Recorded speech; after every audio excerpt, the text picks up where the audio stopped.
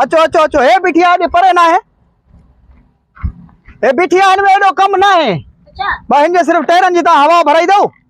हिन के थोड़ो जो ठक ठुक कराई दो हे मना मशीन जबरदस्त आ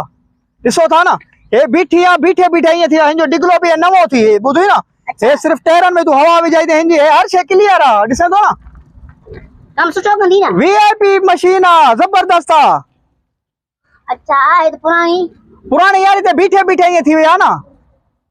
अच्छा कोई मसलो न था कोई फॉल्ट न था हर शे हलदाड़ा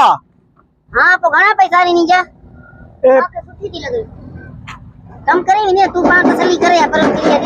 दिसी जो मसलो ना है निसी वटे तसल्ली करे ना तसल्ली क्यों हर शे क्यों मां तो बदला मां तो गड बीठू आई थे टेंशन न कर तू कहीं शे जी भी टेंशन न कर बिल्कुल जीरो मशीन असल में कम छडे नो तने जो कोई बीठे बीठे ये थी भैया फिर तू ठेकेदार होई जा हां ना यार असल में टुटरी पियो हम ठीकन में बस अरे वाह उस्ताद नांग बला कोने अंदर ना ना ओके टेंशन ही न कर टायरन जो खर्चो आ सिर्फ टायरन जो मसलो था थोड़ो घणो तेल वगैरह तो डेरी देस ना इनके हां हल्दी तागे खर्चो कर हां बस यो मसलो बियो कोई मसलो ना है सही है यार हां पैसा दियो हां पैसा दियो 3000 में सही हां पैसा 50000 जोर 50000 मिक्सर मशीन लाख लाख रुपए जो मिलन दियो साहब किथे आ तू 2 लाख जो मिलन दियो वो तो नहीं हुआ नहीं जो रेट कोन बाबा ने बीठाला तडे मा तो 50000 चवा थो ना रात कर जे देनी थी त रियायत कौन थी गई न विच सके तो के वठनी आहे वठनी आ तडी बाबा 10000 न दी 40000 दे इते जो इते बस सौदो डन तू छिके वन ना तो जा 50000 न तो जो 40000 विच में थी 3000 न न 3000 चोरी जी थोड़ैया चरे वाच हल हल ता के वठनी ना है 3000 जी तो लग दिया 35 करे न 35 40 थी तू बाबा 35 वठ थई वन हल दे मजदूर मारो दे बाबा दे पंट्री दे ठेकेदार जो मेरी नालो अची बच्चा थी कोने संगे दे ना पंट्री दे शाही भाई कौन थी वे सजा पैसा क्लियर थी वध वध 5000 रखी सगाई तो 3000 हिते देना पोंदई बाबा यस अकाउंट में ना मोकले छडी ना ना अकाउंट कोने सजा पैसा मिलाए करे देस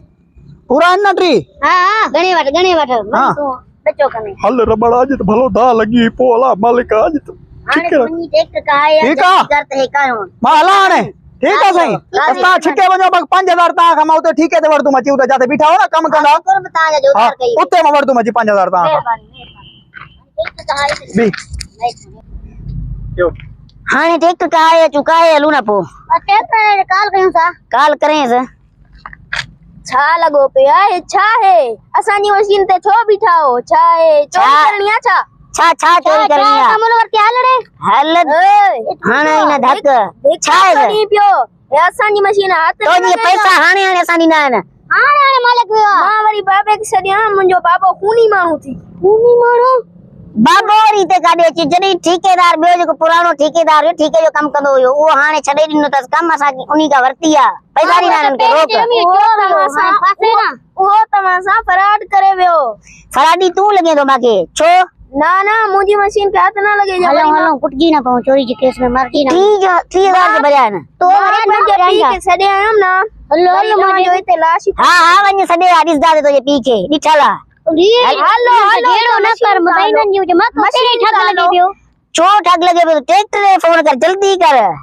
एक मिनट ये तू ने मतलब ट्रैक्टर रे फोन कर तो आई ना मुड़ बियो में बाबे के वठिए जादो भी भना वनी वो तू जने हल यार निकरण री ने खला खाई फैन का खणी वहाने स्टाफ जी को क्यों दे हल ट्रैक्टर रे मा काल कया तो हाने काल कर जल्दी कर मां बाबे के सदिए ते बस आना तो बाबे सदे या तो के